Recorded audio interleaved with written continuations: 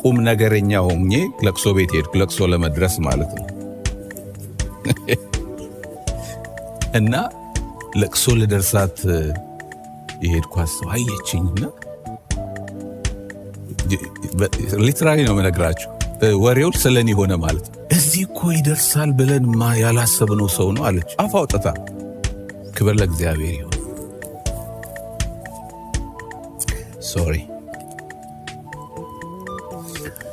ከብዙ ዓመት በኋላ አንድ ቀን ቁጭ ብዬ መዝሙር ወደ ውስጥ መጣ። ዜማው ወደ ውስጥ ሲመጣ ትዝ ያለኝ ነገር ሴትዮዋ የተናገረችው ምህረቱ እያስደነቀኝ ለጌታዬ መዝሙር ባመጣ ሊያነቃቃኝ የአምላኬ መንፈስ ሊዳስሰኝ በእኔ ላይ መጣ። እዚህ አይደርስ ዋጋም የለውም። በሰዎች አፍ የተባለን ሰው አይገርምም ወይ?